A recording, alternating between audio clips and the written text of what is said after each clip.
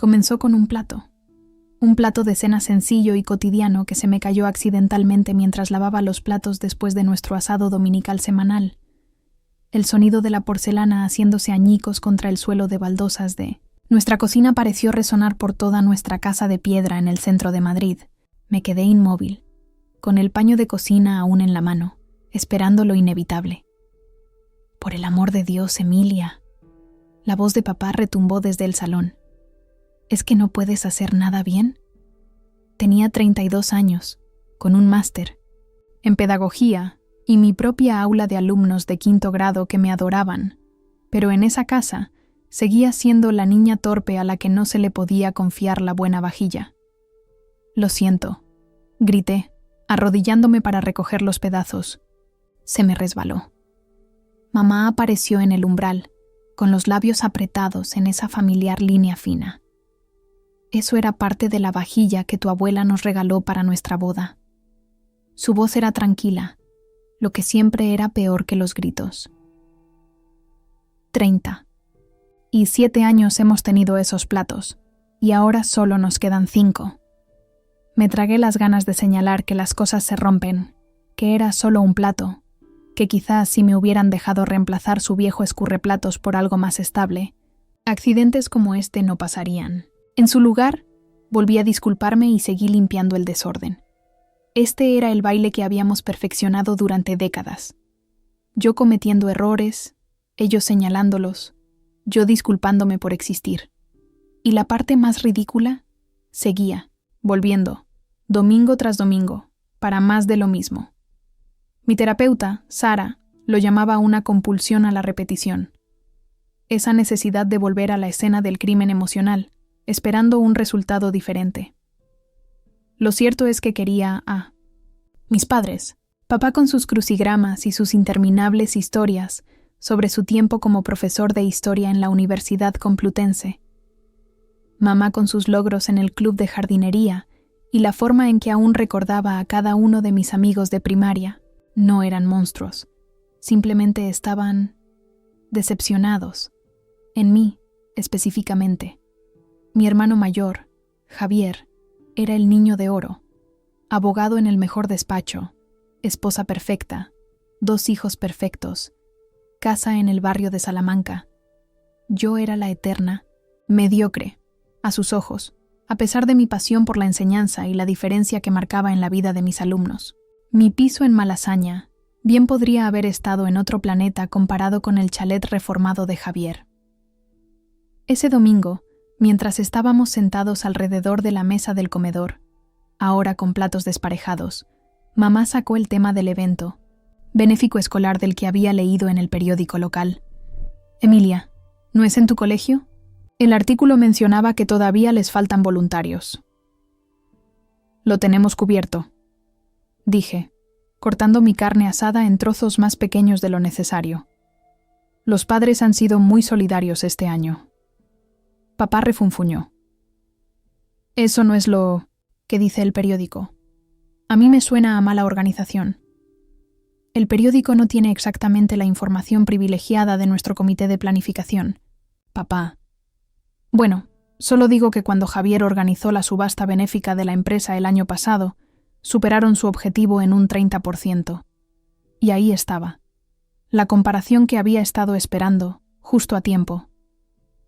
Eso es genial», dije, forzando una sonrisa. Javier siempre ha sido bueno en ese tipo de cosas. Mamá se acercó para darme una palmadita en la mano. «Tú tienes otras cualidades, cariño». La conversación siguió, pero algo dentro de mí no.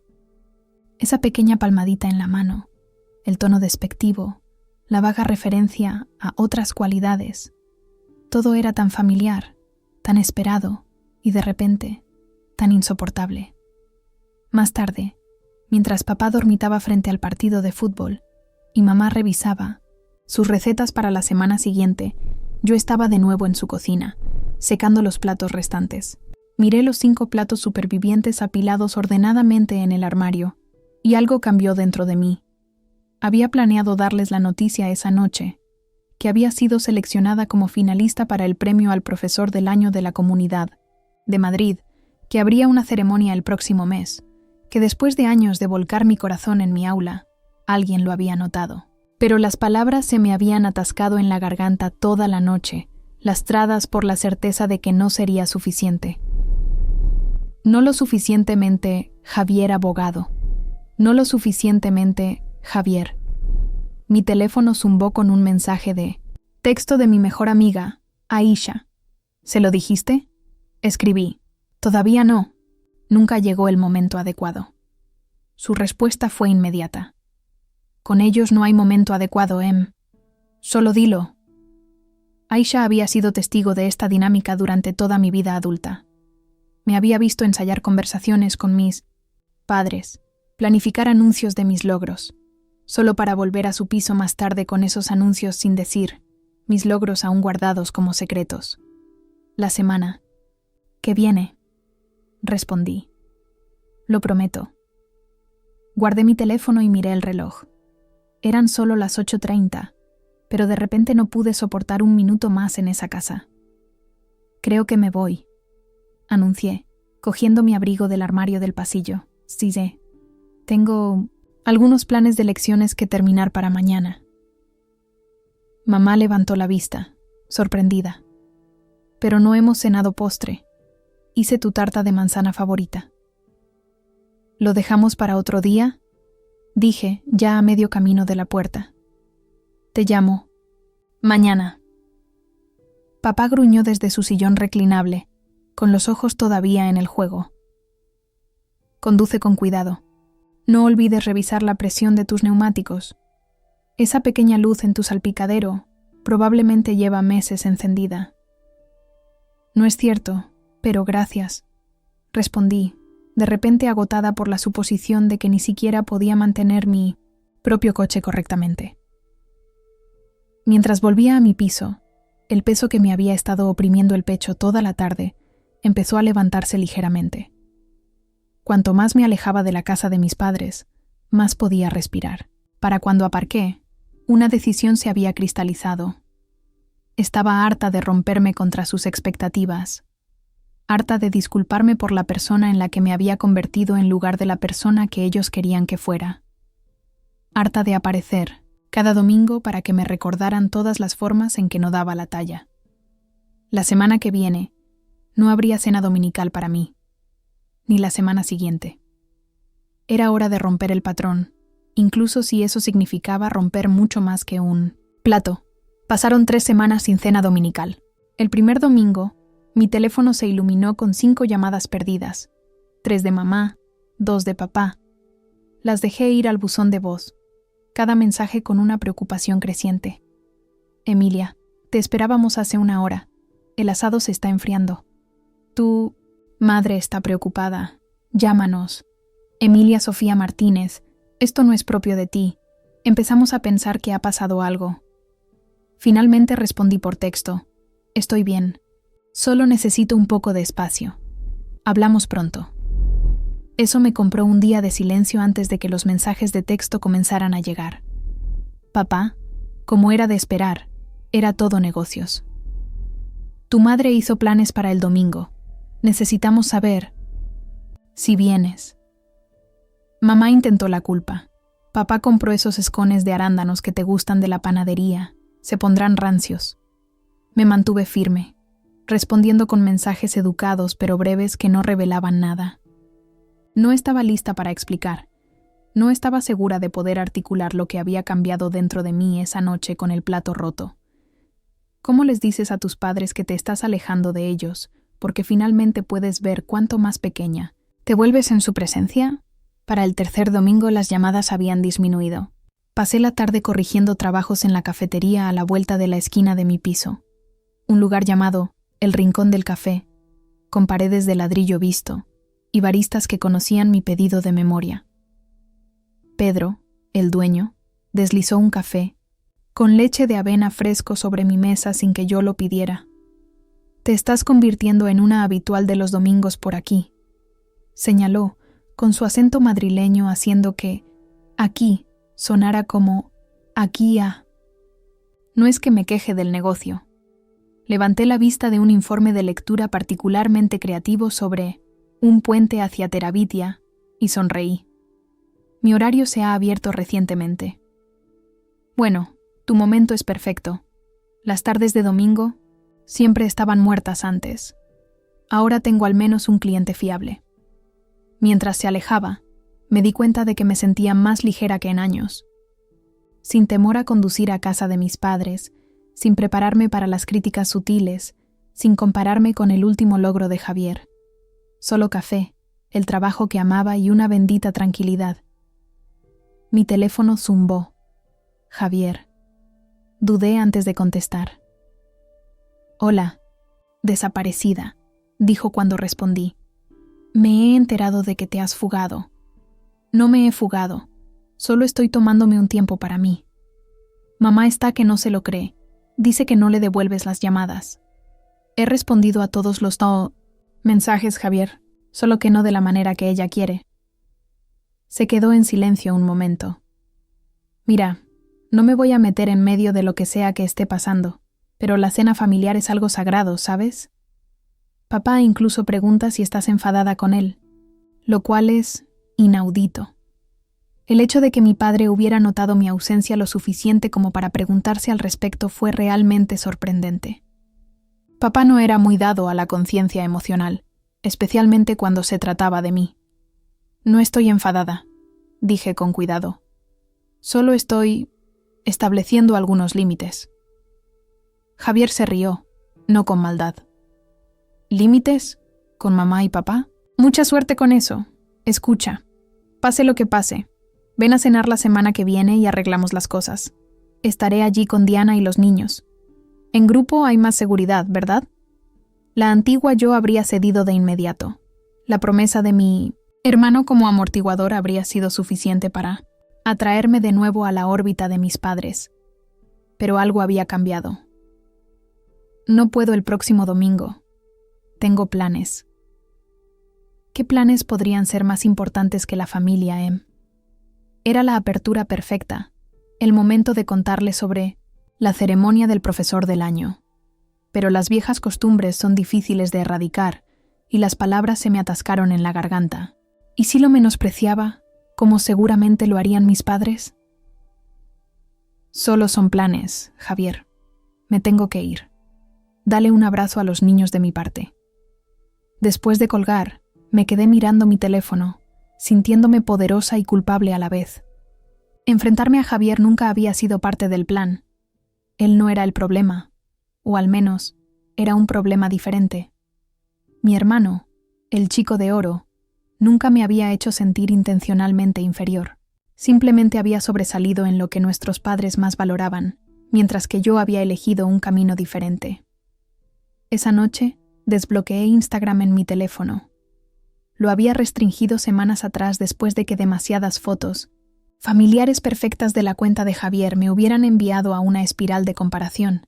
Desplacé el dedo por las publicaciones recientes, deteniéndome en una de mi colega Martina. Una foto mía rodeada de mis alumnos de 5º grado, todos sosteniendo el sistema solar de papel maché que habíamos pasado semanas creando. El pie de foto decía: nuestra propia señorita Martínez, finalista al profesor del año de la Comunidad de Madrid, mostrándonos a todos cómo se hace. Colega orgullosa, cometas de maestra.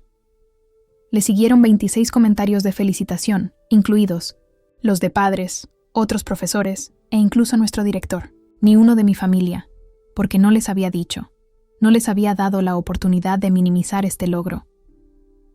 Por un capricho, compartí la publicación en mi propia cuenta, algo que rara vez hacía con contenido relacionado con el trabajo. En cuestión de minutos, mi teléfono empezó a vibrar con notificaciones. Aisha, por fin, ahora tienen que reconocer lo increíble que eres. Mi compañera de piso de la universidad. Siempre supe que cambiarías el mundo un aula a la tip. Ves, mi vecino. Los niños de nuestra planta hablan de ti como si fueras una estrella de rock. Bien merecido. La validación se sintió bien, pero lo que realmente esperaba no llegó. Ni un comentario o llamada de mamá o papá. Ni un mensaje de texto de Javier. O no lo habían visto, o lo habían visto y no sabían qué decir. Ambas posibilidades dolían de diferentes maneras. Alrededor de la medianoche, mientras me preparaba para acostarme, mi teléfono finalmente vibró con un mensaje de texto de un número desconocido. Señorita Martínez, soy Tomás, el padre de Nacho. Acabo de ver la noticia de su nominación al premio. Nacho ha estado luchando con el colegio durante años, hasta que entró en su clase. Este año trae libros a casa para leer por gusto. Lo que sea que estén midiendo para dar ese premio, lo hicieron bien. Solo quería que lo supiera. Me senté en el borde de mi cama, leyendo el mensaje 3 veces. Este padre, a quien solo había conocido 2 veces en reuniones, se había tomado el tiempo de encontrar mi número y contactarme. Mientras tanto, mi propia familia permanecía en silencio. A la mañana siguiente, me desperté con un correo electrónico de mi madre con el asunto. ¿Te han nominado para algo? El cuerpo contenía solo una línea. Javier vio algo en Instagram. Sin felicitaciones, sin orgullo. Solo una pregunta, como si estuviera verificando un rumor. Cerré el correo electrónico sin responder y abrí la puerta de mi aula para dar la bienvenida a mis alumnos. Hoy comenzábamos una unidad sobre ecosistemas y había pasado el fin de semana creando un diorama interactivo que transformaba un rincón del aula en un humedal en miniatura. A medida que los niños entraban, sus caras se iluminaban al verlo. Sentí que la certeza se apoderaba de mí como un suéter cómodo. Este momento, estos niños, este trabajo, era suficiente. Más que suficiente. Si mi familia no podía ver eso, era su pérdida, no la mía. La distancia que había creado no era solo kilómetros físicos entre mi piso y la casa de mis padres. Era espacio para que recordara quién era yo fuera de su mirada decepcionada. Y estaba empezando a pensar que esa persona era alguien que valía la pena conocer. La ceremonia del profesor del año de la Comunidad de Madrid se celebró en la Real Casa de Correos, un edificio que había visitado innumerables veces en excursiones escolares, pero al que nunca había entrado como invitada de honor. El evento estaba programado para las 7 de la tarde de un viernes, lo que me dio el tiempo justo para ir a casa después del colegio, cambiarme al vestido azul marino que Aisha me había ayudado a elegir y lidiar con el tráfico de la tarde para llegar al centro. Finalmente le había respondido al correo electrónico de mi madre 3 días después de recibirlo, con un breve mensaje que contenía solo los detalles de la ceremonia y un no comprometido. Estáis invitados a asistir si queréis. No había recibido respuesta, lo que había tomado como un no. Mientras subía la gran escalera de la Real Casa de Correos, alisándome el vestido y comprobando por centésima vez que tenía mis tarjetas con el discurso en mi bolso de mano, vi a Martina y a su marido cerca de la entrada. «Ahí está», gritó Martina saludando con entusiasmo. «Nuestra estrella». Me reí, el sonido ligeramente ahogado por los nervios. Una de 5 finalistas no es exactamente una estrella. En esta multitud, absolutamente. Apuesto a que lo ganas. Todo. Dentro, el salón ya se estaba llenando de educadores, administradores, funcionarios estatales y familiares de los finalistas. Aisha me envió un mensaje de texto diciendo que estaba aparcando y que llegaría en 5 minutos, y sentí una oleada de gratitud por no estar sola. 3 de mis colegas también habían prometido asistir, y el director Blanco estaba programado para presentarme si, por algún milagro, ganaba. Estaba buscando mi tarjeta de identificación en la mesa de los finalistas, cuando una voz familiar, detrás de mí, dijo: «Debería haber sabido que elegirías el lugar con más escaleras de Madrid. Tu madre ya se está quejando de sus rodillas». Me di la vuelta y encontré a mi padre de pie con un traje que no había visto antes. Mi madre a su lado mirando alrededor de la sala con una curiosidad incontenible. Y Javier, Diana y sus hijos, apiñados detrás de ellos como una foto familiar perfecta cobrando vida. «Vinisteis», dije, las palabras saliendo más acusatorias de lo que había pretendido. «Claro que vinimos», respondió papá con brusquedad. «¿Crees que nos perderíamos? ¿A nuestra hija siendo homenajeada por sus cosas de profesora?» Mamá dio un paso adelante, ajustándose su collar de perlas. Tuvimos que buscar a toda prisa a alguien para cuidar a Sultán, y tu padre tuvo que cambiar su partido de golf, pero lo logramos. El hecho de que su gato anciano y el partido de golf semanal de papá se presentaran como grandes sacrificios no pasó desapercibido para mí, pero por una vez lo dejé pasar. Estaban aquí. Cualesquiera que fueran sus motivaciones o reticencias, habían aparecido. Gracias, dije, y lo decía en serio a pesar de todo. Hay una sección para la familia por allí. Señalé un grupo de mesas redondas adyacentes, a donde estaban sentados los finalistas. Sofía, de 8 años, tiró de mi mano. Tía Emilia, mamá dijo que podrías ganar un trofeo. ¿Es grande? ¿Puedo cogerlo? Me arrodillé a su altura, agradecida por el cariño fácil que ofrecen los niños. No es realmente un trofeo, es más bien una placa. Pero si gano, serás la primera en sujetarla. Lo prometo. Mientras se dirigían a su mesa asignada, Javier se quedó atrás. Oye, dijo, metiendo las manos en los bolsillos. Yo, debería haberte llamado cuando vi esa publicación, de Instagram. Fue un gran logro, ¿eh? Está bien, dije automáticamente. No, no lo está. Me dejé llevar por mis cosas y no... En serio, Javier. Está bien. Sacudió la cabeza. Deja de hacer eso. Deja de librarme a mí, de librarnos a todos, tan fácilmente. La franqueza de su declaración me tomó por sorpresa. Javier y yo siempre habíamos tenido un acuerdo tácito. Él aceptaba el favoritismo parental sin reconocerlo, y yo fingía no resentirlo. Esta desviación del guión se sentía peligrosa, como pisar hielo delgado. ¿Qué quieres que diga?, pregunté en voz baja. ¿Que me dolió que ninguno de vosotros lo reconociera? ¿Que he pasado toda mi vida adulta intentando que me vean como te ven a ti? Hizo una mueca. Lo sé, Em. Siempre lo he sabido. Simplemente no sabía qué hacer al respecto. Antes de que pudiera responder, Aisha llegó en una ráfaga de movimiento y colores brillantes, abrazándome fuertemente antes de evaluar a mi familia con ojo crítico. Así que aparecieron, dijo sin molestarse en bajar la voz. Interesante. Sé amable, susurré. Siempre soy amable. Soy la más amable.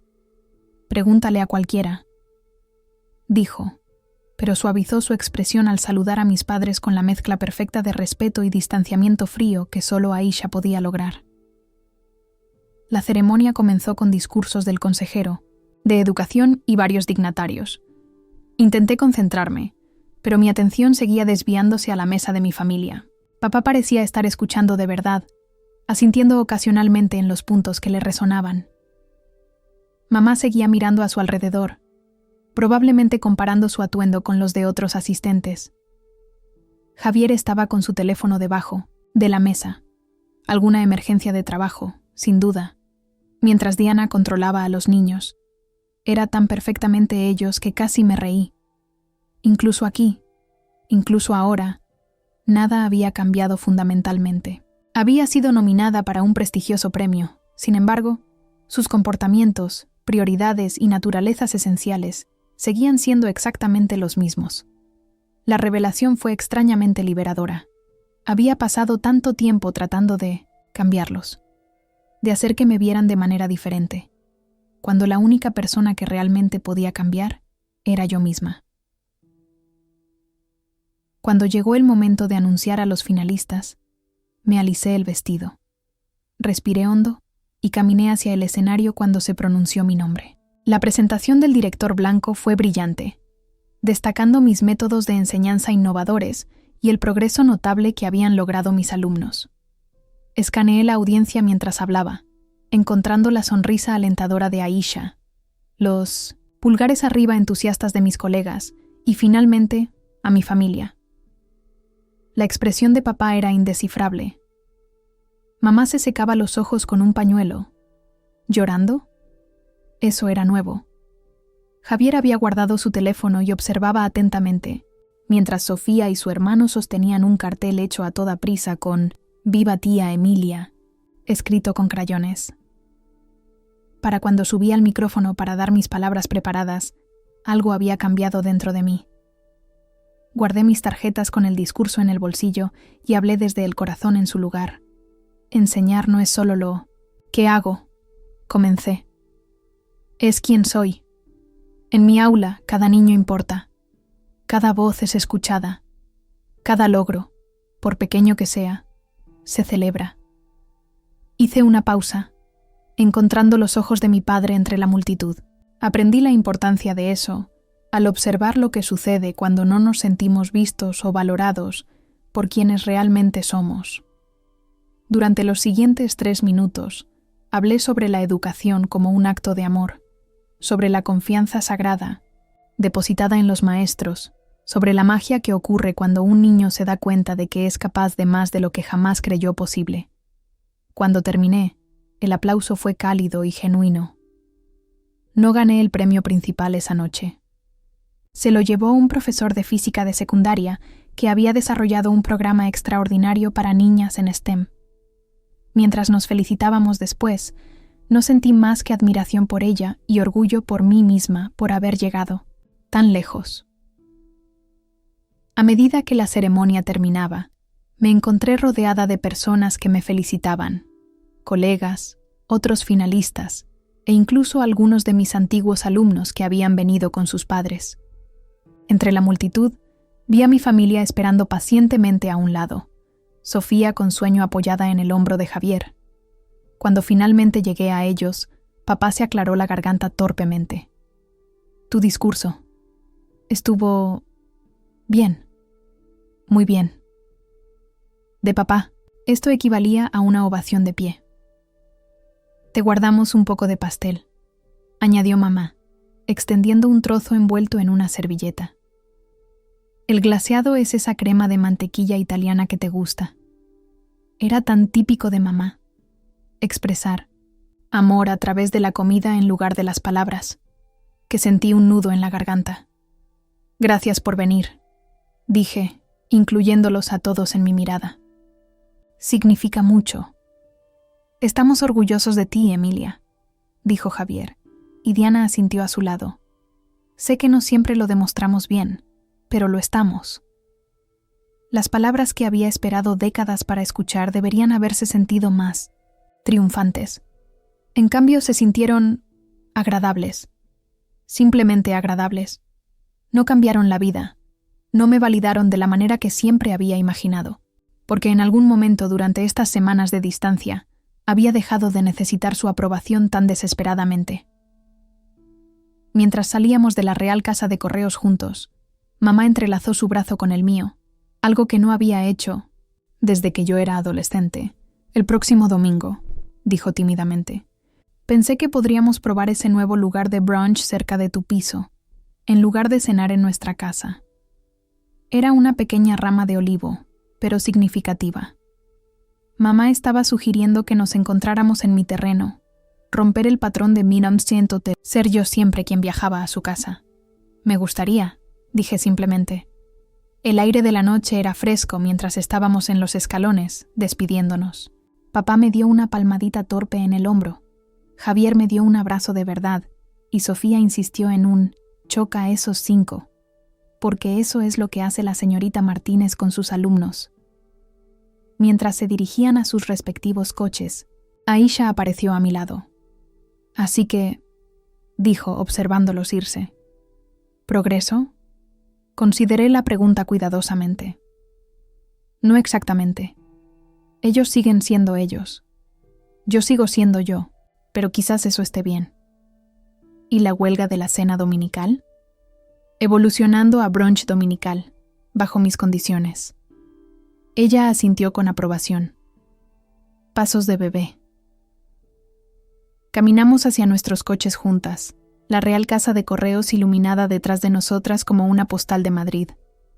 No era tan ingenua como para pensar que una ceremonia había arreglado décadas de dinámicas complicadas entre mi familia y yo. Los patrones rotos intentarían reafirmarse. Los viejos roles me llamarían.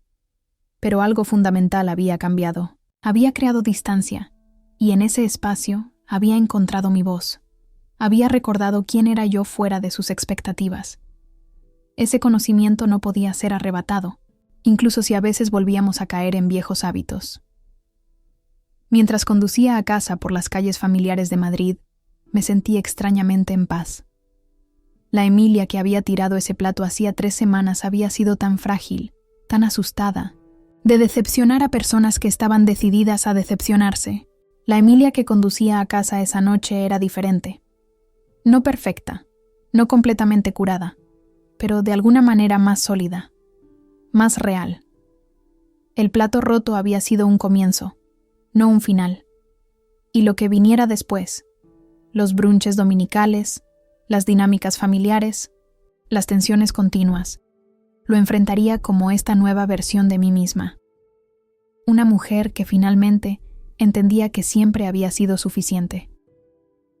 El brunch dominical se convirtió en nuestra nueva tradición, a veces en el bistró cerca de mi piso, a veces en un café a medio camino entre nuestras casas, pero nunca en la casa de mis padres. Mamá inicialmente sugirió organizar en su casa, ya que tenían más espacio, pero me mantuve firme. El territorio neutral era importante, incluso si no podía articular completamente por qué. Los primeros brunches fueron asuntos incómodos, llenos de temas seguros. El clima, las puntuaciones de golf de papá, el drama del club de jardinería de mamá. Nos rodeábamos como animales cautelosos, probando los límites de este nuevo acuerdo. Javier y su familia se unían ocasionalmente, lo que ayudaba a amortiguar las conversaciones forzadas. La charla de Sofía sobre el colegio llenaba los silencios, y su entusiasmo por la clase de la señorita Martínez me daba una fácil apertura para hablar de mi trabajo sin sentir que estaba presumiendo. ¿Así que los niños realmente hacen sus propios libros?, preguntó papá un domingo a finales de abril, después de que Sofía hubiera descrito mi proyecto de publicación en clase. Parecía genuinamente curioso, lo cual era nuevo. Sí, lo hacen. Escriben las historias, las editan, las ilustran y las encuadernamos. Son narradores notablemente buenos. Ajá, asintió pensativo. Cuando yo enseñaba, nunca dejaba que los universitarios fueran tan creativos. Pensaba que sería un caos. Era la primera vez que establecía un paralelismo entre su carrera universitaria y mi enseñanza primaria. Un pequeño reconocimiento, pero aterrizó como una revelación. A medida que la primavera se convertía en verano, estos momentos ocurrían con más frecuencia, pequeños puentes construyéndose sobre el abismo entre nosotros. Mamá preguntó por mis alumnos por su nombre, recordando detalles sobre ellos semana tras semana. Papá una vez trajo un artículo sobre métodos de enseñanza innovadores que había recortado del El País, pero los viejos patrones aún surgían. Cuando mencioné solicitar una beca de desarrollo curricular, mamá preguntó inmediatamente si le había pasado los números a Javier, ya que él era tan bueno en ese tipo de cosas. Cuando describí una difícil reunión de padres y profesores que había manejado con éxito, papá sugirió cómo lo habría manejado él, más directamente, por supuesto. La diferencia ahora era que no absorbía estos comentarios como golpes. Los dejaba pasar, a veces con un no comprometido o una suave redirección. Ocasionalmente, cuando cruzaban una línea, me defendía. En realidad, papá, he manejado docenas de estas reuniones. Sé lo que funciona con mis padres. Estas pequeñas afirmaciones de confianza parecieron sorprenderlos, pero estaban aprendiendo a adaptarse, lentamente. En julio, el día más caluroso del año, estaba organizando material escolar en mi sofocante piso cuando sonó el teléfono. El número de papá. ¿Emilia? Tu madre se ha lastimado la espalda. Jardinería con este calor. Le dije que no lo hiciera, pero ya sabes cómo se pone. Está preguntando por ti. La antigua Emilia habría dejado todo y se habría apresurado. La nueva Emilia respiró hondo antes de responder. ¿Está bien? ¿Debería ir al hospital? No. El médico dijo que es solo una distensión. Necesita descansar, ponerse hielo, tomárselo con calma. Pero ha estado preguntando por ti. Toda la mañana. Miré el reloj. Era mi único día libre para prepararme para el próximo año escolar, y había planeado cada hora. «¿Puedo pasar después de comer?», ofrecí. «¿Alrededor de las 2?». Hubo una pausa, y casi pude oírlo recalibrar sus expectativas. «Eso estará bien. Se lo diré». Cuando llegué a su casa, mi hogar de la infancia, me preparé para la familiar sensación de regresión que usualmente me invadía al cruzar ese umbral, pero no llegó. Seguía siendo Emilia la profesora, Emilia la finalista, Emilia que había encontrado su voz.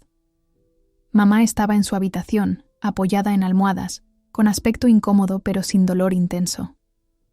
«Oh, viniste», dijo, como si estuviera sorprendida, aunque ella había sido quien había preguntado por mí. «Claro que vine». Dejé la bolsa que había traído.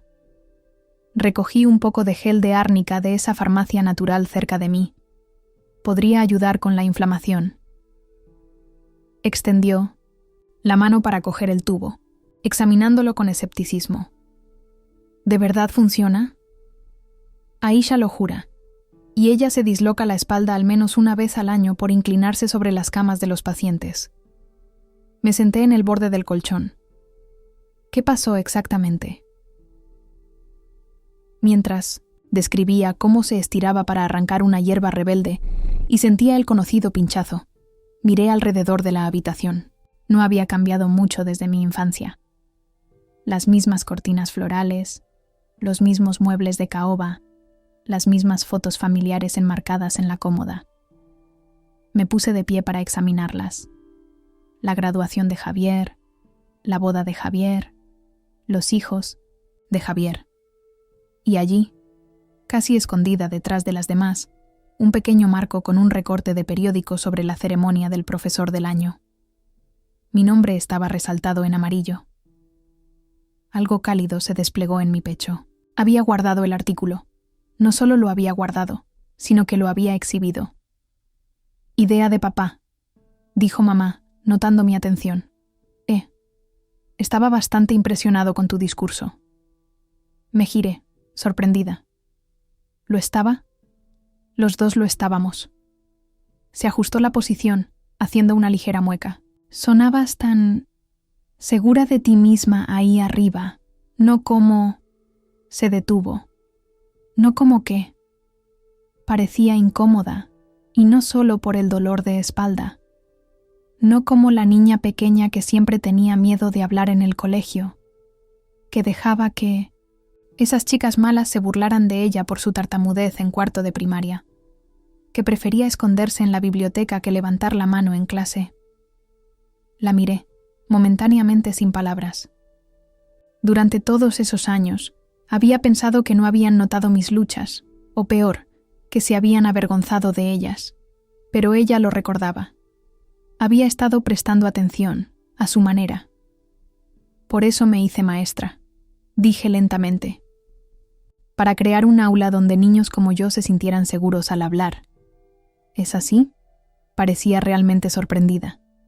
«Siempre pensé que elegiste la enseñanza porque era más fácil de lo que tu padre y yo habíamos esperado para ti».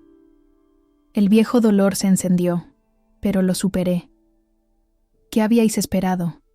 Ella desvió la mirada. «Derecho, quizás. O negocios, como Javier. Algo que te desafiara». Me reí, el lindo sonido más agudo de lo que pretendía.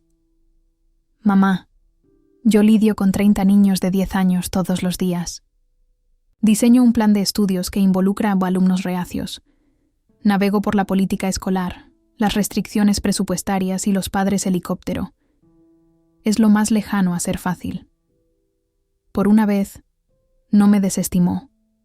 Asintió lentamente. «Estoy empezando a verlo». Nos sentamos en silencio un momento, con el peso de décadas de malentendidos entre nosotras. «Tu padre quería venir a tu aula», dijo de repente. «Después de la ceremonia, para verte enseñar, no sabía cómo preguntar». «Puede venir cuando quiera», dije sorprendida de nuevo. «Los dos podéis. Quizás en otoño, cuando tu espalda esté mejor», añadí, redirigiendo suavemente a sus necesidades inmediatas. Ahora, ¿quieres que te enseñe algunos estiramientos que podrían ayudar? Aisha me enseñó algunos que son buenos para el dolor lumbar. Asintió, y la guié cuidadosamente a través de una rutina simple. Mis manos la estabilizaban cuando era necesario. Fue el contacto físico más íntimo que habíamos tenido en años. Mientras hacíamos los ejercicios, me di cuenta de lo pequeña que parecía ahora. ¿Cuándo había encogido de la figura imponente de mi infancia a esta mujer frágil con cabello ralo y piel como papel? Más tarde, mientras me preparaba para irme, papá me detuvo en el pasillo. «Se siente mejor», dijo, no exactamente una pregunta. «Los estiramientos deberían ayudar si los hace con regularidad». Él asintió. Luego se aclaró la garganta. «Tu madre dijo que estarías dispuesta a tener visitas, en tu aula». «Sí. A mis alumnos les encantaría conocerte». «Bien, bien». Se balanceó ligeramente sobre sus talones. «Enseñé en la universidad durante 35 años, ¿sabes? Podría darte algunos consejos». Me mordí la reacción inicial, que enseñar a 5º grado no se parecía en nada a dar clases a universitarios, y encontré una respuesta más generosa. «Valoro tu perspectiva, y podría sorprenderte con algunas técnicas de enseñanza que nunca antes has visto». Casi sonrió. «Lo espero con ansias». Esa noche, mientras conducía a casa a mi piso, pensé en el recorte de periódico exhibido entre las fotos familiares. Un gesto tan pequeño, sin embargo, decía mucho. No era la validación rotunda que una vez había anhelado, pero era algo, un comienzo, un reconocimiento. La distancia que había creado nos había permitido vernos a todos con más claridad. No perfectamente. Nunca seríamos una familia de anuncio de Navidad, pero con más honestidad que antes. Los patrones rotos estaban siendo reemplazados, lenta e imperfectamente, por otros nuevos que dejaban más espacio para quien yo era en realidad, no para quien ellos querían que fuera. Mientras estacionaba mi coche, mi teléfono sonó con un mensaje de texto de mamá. «La árnica ayudó. Gracias». 2. Frases simples que no contenían ninguna crítica, ninguna comparación con Javier, ningún reproche sutil, solo gratitud. Sonreí mientras respondía. «Me alegro de oírlo. Descansa». Progreso, sin duda. Pequeños pasos en un largo camino. El vino. Sobrellegó un martes a finales de septiembre, con el sello oficial de la Academia El Bosque, una de las escuelas privadas más prestigiosas de Madrid. Casi lo tiré con el correo basura, hasta que el peso del papel me llamó la atención. «Señorita». Emilia Martínez, comenzaba. Tras su destacada distinción como finalista al Profesor del Año de la Comunidad de Madrid, nos gustaría invitarla a una entrevista para el puesto de profesora principal de 5º grado y coordinadora curricular en la Academia El Bosque.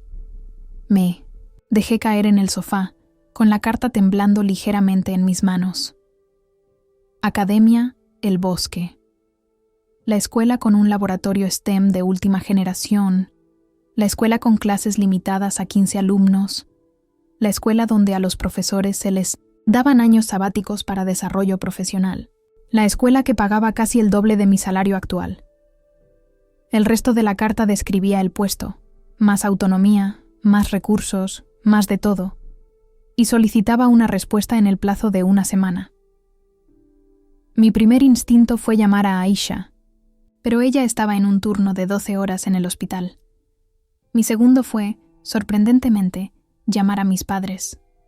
La idea me hizo dudar. Después de meses de brunches dominicales cuidadosamente gestionados y conversaciones cautelosas, ¿habíamos llegado realmente al punto en que volverían a ser mis confidentes? Dejé la carta a un lado e intenté concentrarme en corregir evaluaciones, de matemáticas, pero mi mente seguía divagando hacia ese membrete en relieve. No era una crítica, pero tampoco una validación. Simplemente una observación, una conexión trazada entre padre e hija, un reconocimiento de la herencia más allá de los platos rotos y las expectativas insatisfechas. «¿Nos vemos el domingo?», preguntó mientras abría la puerta principal. Podríamos probar ese nuevo lugar con las tostadas francesas que mencionaste. En realidad, dije, ¿por qué no venís a mi casa? Yo hago unas tostadas francesas bastante buenas. La invitación nos sorprendió a ambos. Nunca los había recibido en mi piso. Había mantenido ese espacio como mi santuario lejos de su influencia. Nos gustaría mucho, dijo ella después de un momento. Muchísimo. Mientras conducía a casa por las calles familiares, me encontré, pensando en mis alumnos de 5º grado y el ciclo del agua que tan orgullosamente habían explicado. Evaporación, condensación, precipitación, recolección. Una y otra vez, los mismos elementos reorganizados, reutilizados, renovados. Las familias eran así también, decidí. Los mismos elementos esenciales: amor, dolor, esperanza, historia, ciclando a través de diferentes formas. Lo que se había roto podría condensarse en algo nuevo. Lo que se había evaporado podría volver en una forma diferente. El plato roto había sido solo el comienzo de mi historia, no el final. Y mientras estacionaba en mi complejo de apartamentos, me encontré esperando el domingo para compartir mi espacio, mis habilidades, mi vida con las personas que me habían dado la primera. No por obligación o costumbre, sino por elección, por fuerza, por el conocimiento de que yo era suficiente, exactamente como era. Un ciclo completo, pero nunca de la misma manera 2 veces.